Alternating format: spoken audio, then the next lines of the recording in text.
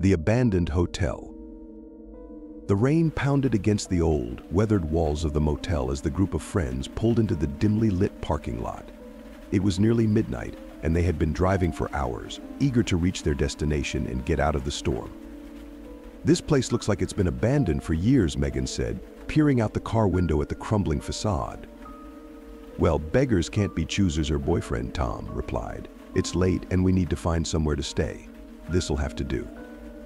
The four of them, Megan, Tom, Sarah, and Mark, grabbed their bags and hurried through the rain towards the main entrance. As Tom pushed open the heavy wooden door, it creaked and groaned, the sound echoing through the empty lobby. "Hello," Mark called out, his voice bouncing off the high ceilings. "Is anyone here?" The lobby was in a state of disrepair. The once plush carpet was worn and stained, the furniture covered in a thick layer of dust. An old-fashioned bell sat on the front desk, but when Sarah reached out to ring it, it simply fell to the floor with a hollow thud.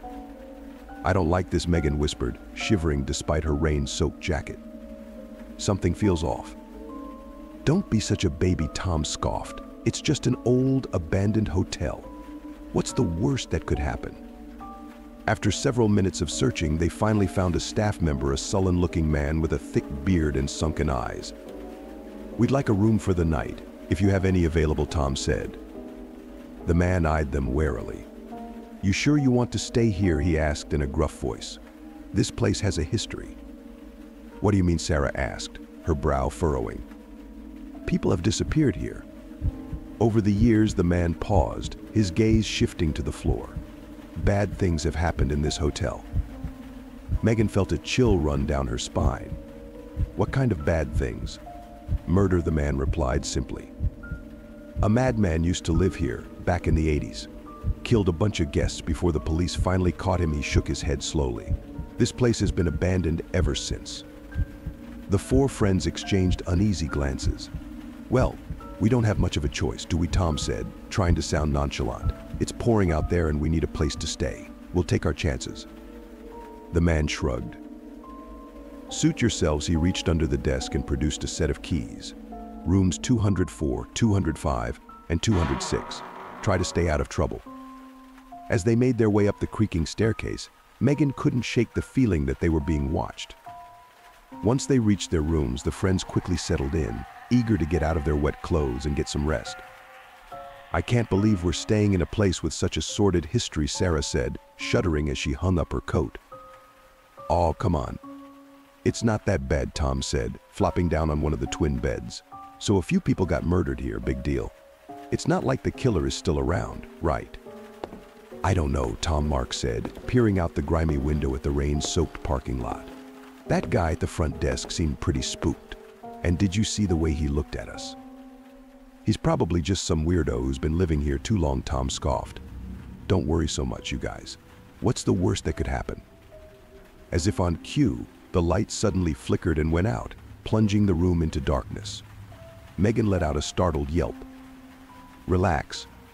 It's just a power outage," Tom said, his voice tinged with annoyance. "Probably happens all the time in this place." But as the seconds ticked by and the darkness remained, an uneasy silence fell over the room. Something felt. But as the seconds ticked by and the darkness remained, an uneasy silence fell over the room. Something felt off, wrong. The air seemed to crackle with a sense of foreboding. "Okay, this is starting to freak me out a little," Sarah admitted, her voice barely above a whisper. "Why isn't the power coming back on?" Tom reached into his pocket and pulled out his phone, using the screen as a makeshift flashlight. "Don't worry, I'm sure it'll be back any minute." He shone the light around the room, the shadows dancing across the peeling wallpaper. Suddenly, a loud thud echoed from the hallway, making them all jump. "What was that?" Megan breathed, her eyes wide. Tom swallowed hard. "Probably just the wind or something. Come on, let's go check it out." As they cautiously stepped into the darkened hallway, the air felt thick and oppressive. The beam of Tom's phone illuminated the dust motes swirling in the stale air, casting eerie shadows on the walls. "Hello," Mark called out, his voice trembling slightly. "Is anyone there?" The only response was the sound of their own footsteps echoing down the corridor. They made their way towards the staircase, the creaking floorboards beneath their feet adding to the unsettling atmosphere. As they reached the top of the stairs, a sudden gust of wind howled through the building, causing the lights to flicker ominously. "We need to get out of here," Megan whispered, her hand gripping Tom's arm. "Something's not right." "Don't be ridiculous," Tom scoffed, though his own voice betrayed a hint of unease. "It's just an old, abandoned hotel. There's nothing to be afraid of." As they started to descend the stairs, a loud crash from below made them all freeze in their tracks. The heavy wooden front door had slammed shut, the sound reverberating through the empty lobby. "What the hell?" Mark breathed, his face pale in the dim light. They rushed down the stairs, Tom's phone casting long shadows as they hurried towards the entrance. But when they tried the door, it wouldn't budge. It was locked from the outside. "No, no, no," Megan whimpered, her fingers clawing at the wood. "We're trapped." Tom jiggled the handle frantically, his brow furrowed in growing panic. "This can't be happening. There has to be another way out." They raced back up the stairs, their footsteps echoing through the eerie silence. Megan's heart pounded in her chest as they searched room after room, but every window and door was securely locked. "We're stuck here," Sarah said, her voice trembling. "We can't get out." Megan felt a cold dread wash over her. Then what are we going to do?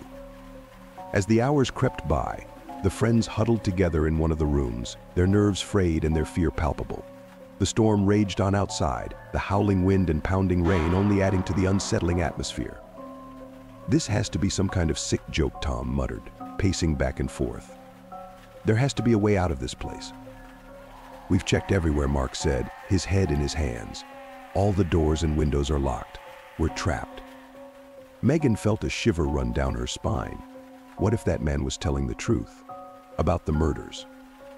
Sarah shot her a horrified look. "You can't be serious. You think the killer is still here, in this hotel?"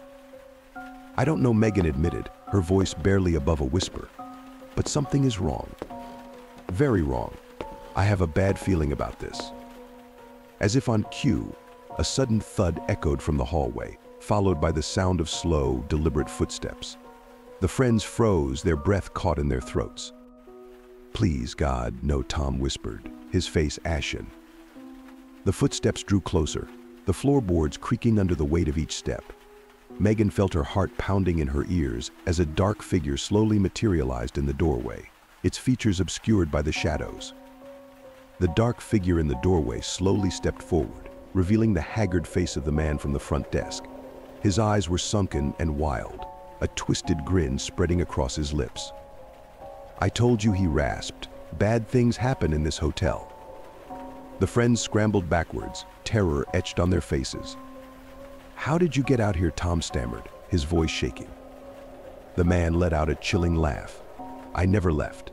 This is my domain." He took a step closer, his grimy fingers twitching at his sides. "And now, you're all mine." Megan felt a scream rise in her throat, but it caught there, choking her. They were trapped, with nowhere to run. "Please," Sarah begged, her voice trembling, "let us go. We won't tell anyone, we swear." The man's grin only widened. "Oh, but you will tell someone. You'll tell them all in the afterlife." He lunged forward, his hands outstretched, and the friends scattered, desperate to escape his grasp. But there was nowhere to go, no way out. One by one, the screams echoed through the abandoned hotel, until the only sound that remained was the howling of the wind and the eerie silence. That's all I remember before I woke up in the hospital. I didn't see my friends around me. And when I asked what happened, the doctors just kept silent without giving me answers. And only after a while I realized that I will never know what happened that rainy night. Because I woke up in a psychiatric hospital, and I probably won't find a way out. The last guest. The rain pounded relentlessly against the windows of the Redwood Hotel as the last guest, a weary businessman named Michael, settled into his room for the night. It had been a long and exhausting day of meetings, and all he wanted was to get some much-needed rest. As he unpacked his belongings, Michael couldn't help but notice the eerie silence that permeated the air. The hallways were deserted, and the only sound that could be heard was the occasional creak of the old building's wooden floorboards. "Guess I'm the only one left," Michael murmured, a sense of unease settling over him. He shook his head, trying to dispel the growing sense of dread. probably just a slow night. Deciding to put his worries aside, Michael flipped on the television and collapsed onto the bed, letting the soft glow of the screen lull him into a state of semi-consciousness. Just as he was about to drift off, a sudden thud from the corner of the room made him jump. Sitting up, Michael squinted into the shadows, his heart pounding in his chest. "Hello," he called out, his voice wavering. "Is someone there?" Silence. Shaking his head, Michael chalked it up to his overactive imagination. "Get a grip, man," he muttered, running a hand through his hair. "It's just an old hotel, nothing to be afraid of." But as he settled back down, a chill ran down his spine, and the hairs on the back of his neck stood on end. Something was wrong, he could feel it in his bones. And he was about to discover just how right he was. Michael tossed and turned, unable to shake the uneasy feeling that had settled over him. Every creak and groan of the old building seemed to set his nerves on edge, and he found himself jumping at the slightest sound. Finally, after what felt like hours, he managed to drift off into a fitful sleep, but his rest was short-lived. A sudden movement in the corner of the room jolted him awake, his heart pounding. Squinting into the darkness, he could just make out the outline of a chair, which seemed to have shifted several inches from its original position. "What the?" Michael muttered, his brow furrowed in confusion. Slowly, he reached over to the bedside table, fumbling for the lamp. As the soft glow illuminated the room, he gasped. The chair had indeed moved, and it wasn't the only thing. The small table by the window had also been shifted, and the curtains seemed to be billowing slightly, as if a breeze had just passed through. But the windows were closed, and the air was still. Michael felt a chill run down his spine. "Okay, this is not normal," he whispered, his voice trembling. Swinging his legs over the side of the bed, he cautiously approached the window, peering out into the inky blackness. The parking lot was deserted, save for a few puddles reflecting the dim glow of the streetlights. Just as he was about to turn away, his phone suddenly buzzed, making him jump. Glancing down, he felt his blood run cold. The message, from an unknown number, simply read, "You're not alone." Michael's hands shook as he stared at the ominous message on his phone screen. His mind raced, trying to make sense of what was happening. "This has to be some kind of sick joke," he muttered, his brow furrowed in confusion and fear. Suddenly, the sound of footsteps in the hallway outside his room made him freeze.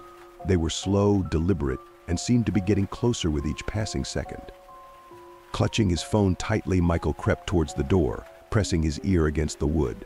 The footsteps paused, and for a moment, all was silent.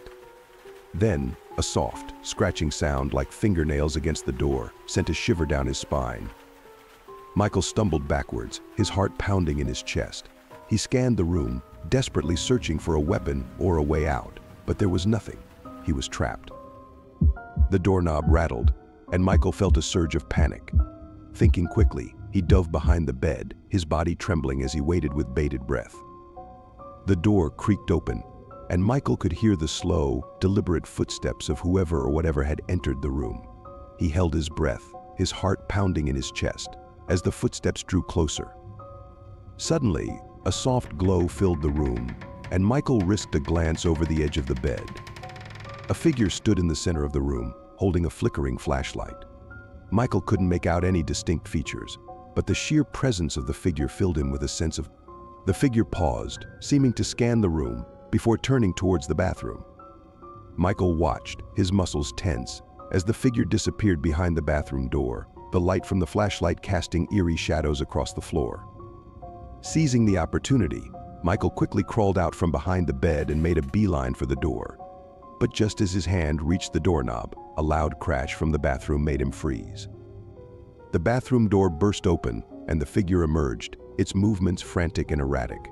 Michael felt his heart leap into his throat as the figure turned towards him, the flickering light revealing a face that was contorted in a horrifying, inhuman expression. "No," Michael cried, stumbling backwards as the figure lunged towards him, its bony fingers outstretched. In a desperate attempt to escape, Michael wrenched the door open and bolted into the hallway, his footsteps echoing through the eerie silence.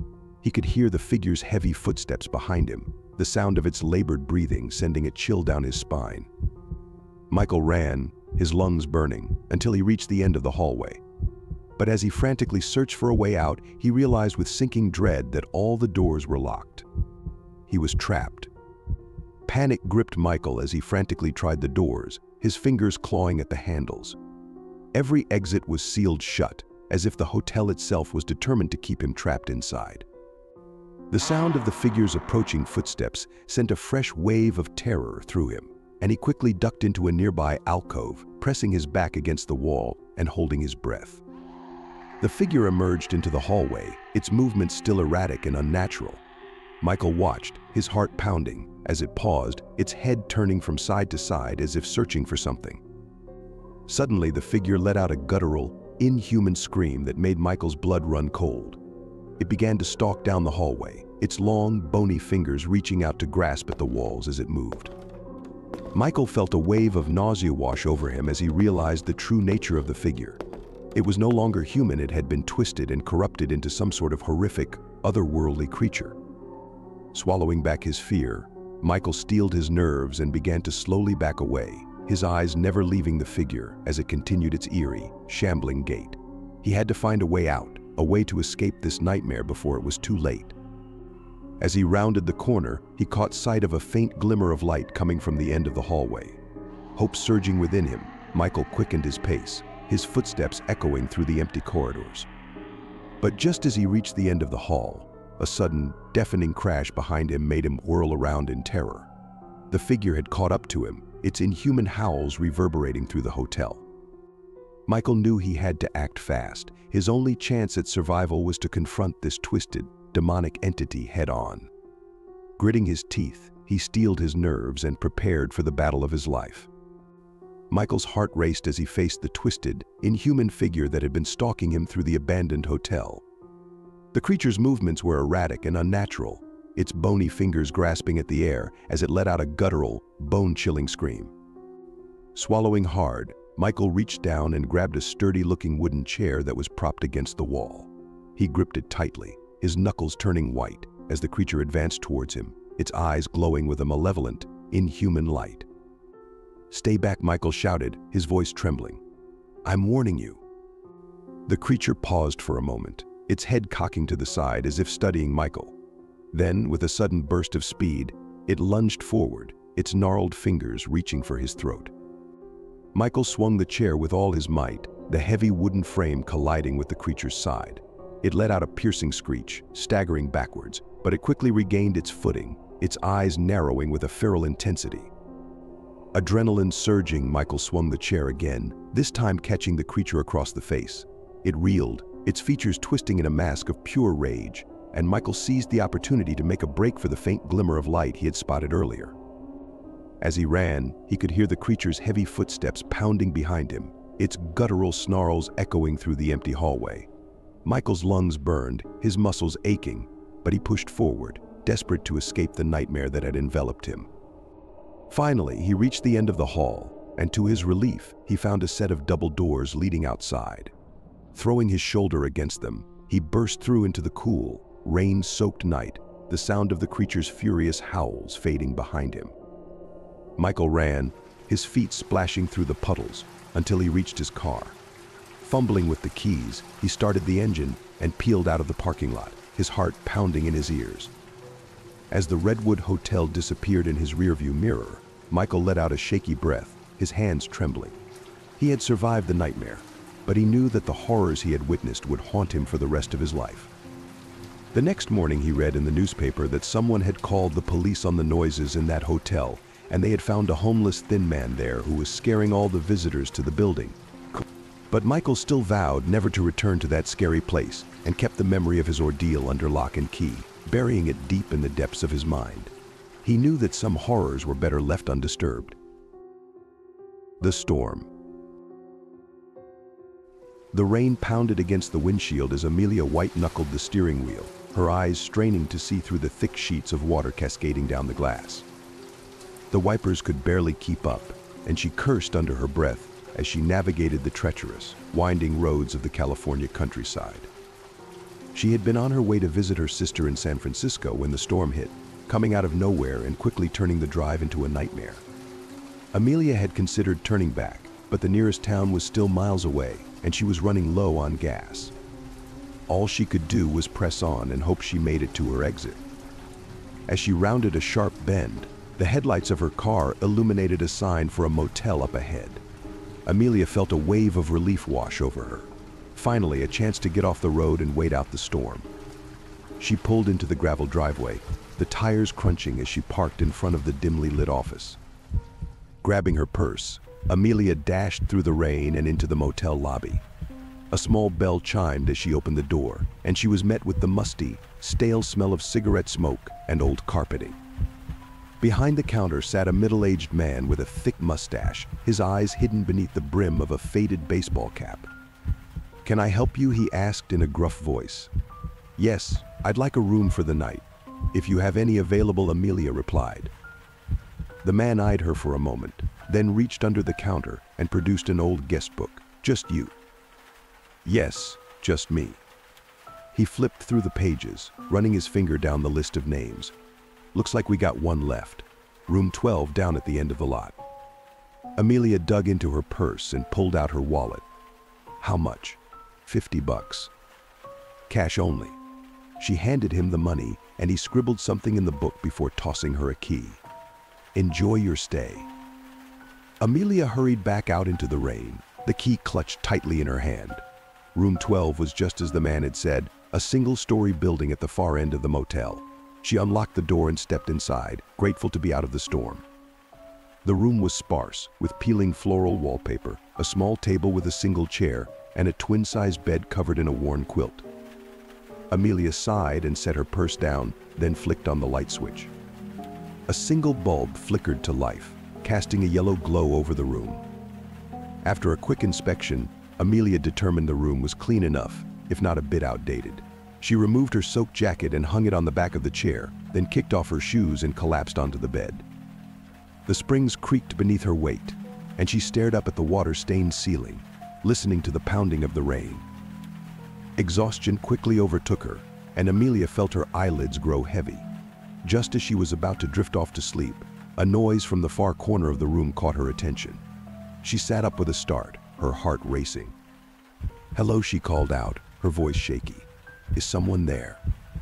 There was no response, only the sound of the rain and the occasional creak of the old building. Amelia scanned the room, searching for the source of the noise. Her eyes landed on a small door that she hadn't noticed before, tucked away in the corner near the bathroom. Curiosity got the better of her, and Amelia slowly got up from the bed and approached the door. It was locked, the rusted knob refusing to turn. She pressed her ear against the wood, listening intently, but heard nothing. Shaking her head, she returned to the bed and settled back down, trying to push the strange door out of her mind. Just as she was about to fall asleep, the sound came again, a faint creaking, as if the door was being slowly opened. Amelia's eyes snapped open, and she sat up, her gaze fixed on the corner of the room. The door was still shut, but she could have sworn she saw a flicker of movement. Amelia's heart pounded in her chest as she stared at the mysterious door, her mind racing. She considered getting up to investigate, but a sense of dread kept her rooted to the bed. After a few tense moments, the creaking sound came again, followed by the faint creak of old hinges. Slowly, the door began to swing open, revealing a dark, shadowy interior beyond. Amelia held her breath, her eyes straining to make out any details in the gloom. At first, she saw nothing, but then a faint glow began to emanate from the open doorway, a dull, flickering light, like that of a candle. Curiosity finally getting the better of her fear, Amelia slid off the bed and cautiously approached the door. As she neared it, she could make out the outline of a set of stairs leading down into the darkness. The air that wafted up from the opening was stale and musty, sending a chill down her spine. Amelia hesitated for a moment, then steeled her nerves and began to descend the stairs, her hand trailing along the rough, unfinished walls. The steps were uneven and worn, and she had to watch her footing carefully. As she reached the bottom, the flickering light grew brighter, and Amelia found herself in a small, cramped room. The walls were lined with shelves, upon which sat an assortment of dusty, leather-bound books and journals. In the center of the room was a lone table, upon which sat an old oil lamp, its flame casting flickering shadows across the space. Amelia's eyes went wide as she took in her surroundings. This was no ordinary storage room, it was a hidden study, or perhaps even a secret library. She reached out and gently ran her fingers along the spines of the books, her curiosity piqued. On to the journals on the table. Amelia picked one up and opened it, the pages cracking with age. The writing inside was cramped and faded, but she could make out the words. July 15th, 1972. The construction of the new wing is nearing completion. The workers have been complaining of strange occurrences, strange noises in the night, doors that open and close on their own. I've tried to reassure them, but deep down I know the truth. This place is cursed. Amelia felt a chill run down her spine as she read the words. Cursed. What did that mean? She quickly flipped through the pages, scanning the entries for more clues. September 3rd, 1972, the new wing is open, and already the guests are complaining. Strange shadows in the hallways, the sound of footsteps when no one is around. I've tried to keep it all under wraps, but I fear it's only a matter of time before the truth comes out. November 12th, 1975, another guest has disappeared. This is the third one this year. The police are asking questions, but I can't tell them the truth. They would never believe me. I have to find a way to stop this before it's too late. Amelia's hands trembled as she read the entries, her mind racing. What had happened in this place? What kind of dark secrets were these journals hiding? Suddenly, a loud creak from the stairwell behind her made Amelia jump. She whirled around, the journal falling from her hands and tumbling to the floor. The door at the top of the stairs was slowly swinging shut, as if some unseen force was closing it. Amelia felt a surge of panic and rushed towards the stairs, but just as she reached the bottom step, the door slammed shut with a resounding thud, plunging the room into darkness. Amelia let out a terrified scream, her hands fumbling in the blackness for the door handle. But it was no use, the door was locked, and she was trapped. No, no, no, she cried, her voice shaking with fear. Let me out. Please, let me out. But her pleas were met with only silence. Amelia sank to the floor, her back against the wall, as a sense of dread and hopelessness washed over her. She was trapped, alone, in a room filled with dark secrets and the lingering presence of something sinister. As her eyes slowly adjusted to the darkness, Amelia noticed a faint glow coming from the far corner of the room. Squinting, she made out the outline of the old oil lamp, still flickering weakly on the table. Steeling her nerves, Amelia pushed herself up from the floor and cautiously made her way over to the table. Reaching out, she grasped the lamp and lifted it, its warm glow illuminating the cramped space around her. The journals were scattered on the floor where she had dropped them, the pages fluttering in a non-existent breeze. Amelia set the lamp down and quickly gathered them up, her fingers trembling as she flipped through the entries. The last journal she picked up seemed newer than the others, the binding less worn. Flipping it open, she scanned the pages, her heart sinking with each word she read. June 18th, 2022. The renovations are finally complete, and the new owners are eager to reopen the motel. But I can't shake the feeling that something is wrong. The dark history of this place won't stay buried, no matter how hard I try to forget it. July 3rd, 2022. The first guests have arrived, and already there have been incidents. Strange noises in the night, doors that open and close on their own. I've tried to reassure the new owners, but they're starting to get suspicious. August 12th, 2022. Another guest has disappeared. The police are asking questions, but I can't tell them the truth. They'll never believe me. I have to find a way to stop this before it's too late. Amelia's hands trembled as she read the last entry, the implication of its words sinking in. She was not the first to stumble upon this dark secret, and if the journal was to be believed, she might not be the last. A sudden noise from the stairwell made Amelia jump, the journal slipping from her grasp and tumbling to the floor. She whirled around, the lamp shaking in her hand as she scanned the darkness. At first, she saw nothing. But then, a movement in the shadows, a shape, slowly taking form. Amelia's breath caught in her throat as she watched, transfixed, as the figure emerged into the flickering light. It was a man, his face gaunt and his eyes sunken. His clothes were tattered and stained, and Amelia could see the faint outline of bruises on his neck. He stared at her, his gaze hollow and lifeless. "You shouldn't be here," he rasped, his voice barely above a whisper. Amelia opened her mouth to speak, but the words caught in her throat. She could only stare, her heart pounding in her chest, as the man took a step towards her. "You have to leave," he said, his tone urgent, "before it's too late." Amelia wanted to run, to escape this nightmare. But something about the man's words, the desperation in his voice, kept her rooted to the spot. "What is this place?" she asked, her voice trembling. The man shook his head, his eyes darting nervously around the room. "A cursed place, filled with dark secrets. Secrets that have claimed many lives." He took another step forward, his hand reaching out towards her. "You have to get out of here, before you become the next victim." Amelia felt a chill run down her spine, and she instinctively took a step back, the lamp trembling in her hand. "What do you mean? What kind of secrets?" The man opened his mouth to speak, but before he could utter a word, a deafening crash echoed through the room. Amelia whirled around, the lamp slipping from her grasp and crashing to the floor, plunging the room into darkness once more. In the fleeting moment before the light was extinguished, Amelia caught a glimpse of a shadowy figure looming over the man. She heard a strangled cry, a sickening thud, and then silence. Amelia stood frozen, her heart pounding in her ears. The air was thick with the scent of fear and the lingering presence of something unnatural. She strained her eyes, trying to make out any sign of movement, but the darkness was absolute. Slowly, Amelia began to feel her way back towards the stairs, her hands trembling as they groped along the rough walls. The darkness was suffocating, and she could feel the weight of it pressing in all around her. As she reached the base of the staircase, her fingers finally found the familiar shape of the door handle. She grasped it tightly, twisting and pulling, but it refused to budge. Panic began to set in as she realized she was trapped, with no way out. Amelia's mind raced, searching for any possible escape. She felt along the walls, desperate to find another exit, but there was nothing. She was completely surrounded by the oppressive darkness, with only the sound of her own ragged breathing to keep her company. Suddenly, a faint noise reached her ears, a soft, shuffling sound, like the movement of fabric. Amelia froze, her heart pounding in her chest.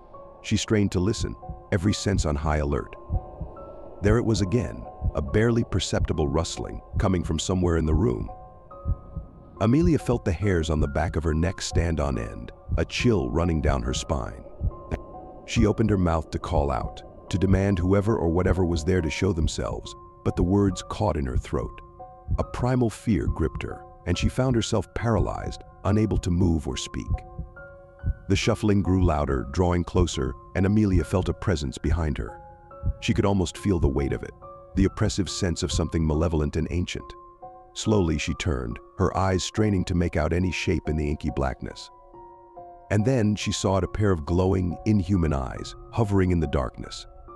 Amelia let out a strangled gasp, her legs giving way beneath her as she sank to the floor, her back pressed against the unyielding door. The eyes drew closer, and Amelia could feel the heat of its breath on the back of her neck. She squeezed her eyes shut, willing it all to be a nightmare, a twisted figment of her imagination. But when Amelia opened her eyes, she was in her room. In her bed, she realized it was a dream. But as she checked out of the motel, the man behind the counter looked strangely after Amelia, as if he knew what had happened that night, as suddenly Amelia noticed the bruises on the man's neck. She hurried to her car to continue her journey to her sister, promising herself never to return to this terrible place. Let it be a forgotten dark chapter in the tangled history of this cursed motel.